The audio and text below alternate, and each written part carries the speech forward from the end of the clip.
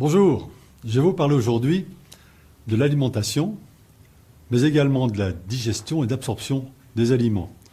L'alimentation, c'est notre vie, c'est indispensable, mais encore faut-il savoir manger correctement. Je ne vais pas vous parler des régimes, ni des pesticides, je veux simplement vous parler de la fonction digestive. Manger, c'est aussi se faire plaisir, c'est une fonction hédonique, et je dirais, il faut avoir la quintessence. Manger, c'est voir ce que l'on a dans son assiette, c'est sentir ce qu'il y a dans son assiette, c'est avoir cette fonction proprioceptive, ce que l'on mange dans les dents. C'est également le goût, par les parfums, par les arômes. Il est bien évident, si vous mangez des fraises bleues, ça n'aura pas du tout la même valeur que si vous mangez des fraises rouges. Une fois que vous avez votre repas devant vous, il faut deuxièmement prendre son temps. Pourquoi prendre son temps? Il faut mastiquer.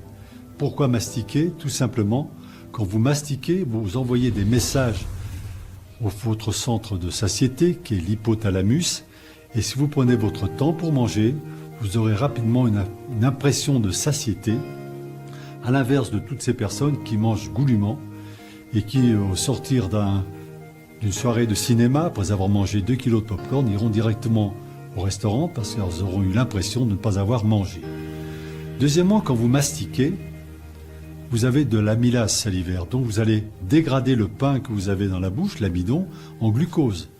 Vous allez également diminuer la quantité de protéines dans la bouche, vous allez mastiquer, donc réduire cette quantité de protéines en fibres de plus en plus petites.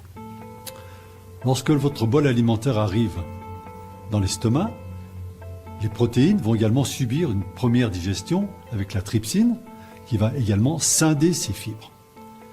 Au sortir de l'estomac, vous arrivez dans la zone du foie, du pancréas, où là arrivent les enzymes, l'amylase pancréatique qui est la plus connue. Et avant d'arriver dans l'intestin, toutes ces enzymes vont digérer. Vont digérer quoi? Les glucides, les protéines, les lipides. Une grande partie des enzymes sont apportées par les végétaux que l'on mange, à condition que ces végétaux ne soient pas dénaturés par la cuisson, par exemple au micro-ondes. Donc toutes ces enzymes, ce sont des lipases, ce sont des protéases, ce sont des lactases qui vont par exemple scinder le lactose en galactose et en glucose. Et on a besoin de ces enzymes en permanence. Il est parfois nécessaire de supplémenter l'organisme en enzymes si cela n'est pas fait par l'alimentation végétale. Dans l'intestin arrive le bol alimentaire qui est déjà bien fragmenté. Il est bien fragmenté, mais là ça ne suffit pas. Il continue d'être digéré par quoi? Par ce qu'on appelle le microbiote. Le microbiote, c'est ces germes que l'on a dans l'intestin, que l'on a hérités de nos ancêtres, mais qu'on a également ensemencés par notre vie. Ce microbiote est phénoménal puisqu'il représente 10 puissance 16 bactéries, microbes, alors que nous n'avons que 10 puissance 14 cellules. Ça représente à peu près 1,5 kg à 2 kg de bactéries dans l'intestin. Ce microbiote est indispensable, pourquoi? Il aide également à digérer les aliments, mais également, il faut savoir que l'intestin a plusieurs fonctions, non seulement une fonction digestive, une fonction d'absorption des aliments, mais également une fonction immunitaire. Vous savez peut-être que dans l'intestin, vous avez ce qu'on appelle les plaques de Peyer. Ces plaques de Peyer, c'est notre système immunitaire, c'est la fabrication des lymphocytes, c'est-à-dire de nos défenses. Et bien lorsque votre microbiote est altéré, il est altéré par quoi? Une alimentation qui pourrait être insuffisante, elle pourrait être altérée par des antibiotiques, peut-être altérée par le stress, qui n'a jamais eu de diarrhée la veille d'une épreuve par exemple. Eh bien ce microbiote, il faut le soigner, il faut s'en occuper. Et ce microbiote, pourquoi? Parce qu'il va faciliter la digestion, il va également stimuler votre système immunitaire. Donc pour cela, on utilise des probiotiques, ce sont des bactéries actives qui vont ensemencer, qui vont soigner, qui vont rétablir un microbiote qui soit sain, qui nous permette de mieux digérer et de mieux nous défendre. Alors après, il y a un autre phénomène dans l'intestin, c'est l'absorption.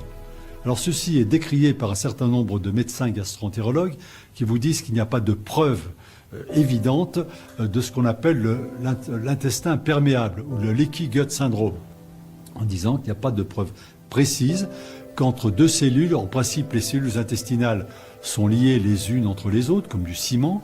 Mais lorsque l'intestin, sous l'influence d'une mauvaise alimentation, des toxiques, des pesticides, du stress, ces cellules se disjoignent, eh bien les aliments qui devraient théoriquement passer par l'intérieur des cellules pour arriver dans le sang passeraient entre les cellules et entraîneraient donc des réactions immunitaires inappropriées qui seraient responsables, je dis bien en conditionnel, de maladies de peau, de maladies articulaires, de maladies neurologiques.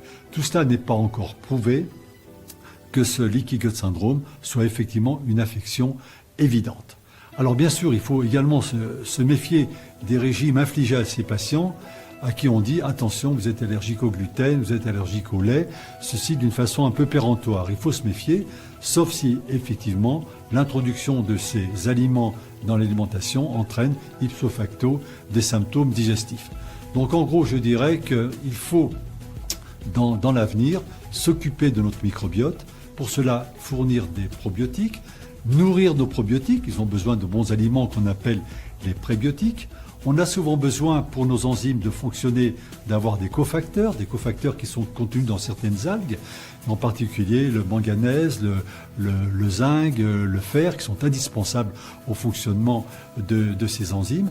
Et enfin, pour rétablir cet éventuel dysfonctionnement de notre intestin, c'est-à-dire le contenant de nos intestins, on peut utiliser différents produits qui rétablissent le film de mucus sur les cellules, comme en utilisant des produits simples comme l'aloe vera et surtout ce qui est connu, la L-glutamine. Voilà en gros ce que je voulais vous dire sur la fonction digestive, en allant un peu rapidement, et qu'il était nécessaire pour avoir un bon fonctionnement digestif, d'avoir une bonne nourriture, si possible sans pesticides, sans métaux lourds, une bonne mastication, prendre son temps, avoir cette fonction hédonique, et puis ensuite laisser faire un peu nos intestins et les aider un petit peu de temps en temps en ajoutant des enzymes digestives, en ajoutant des probiotiques pour avoir une bonne digestion, une meilleure immunité. Voilà.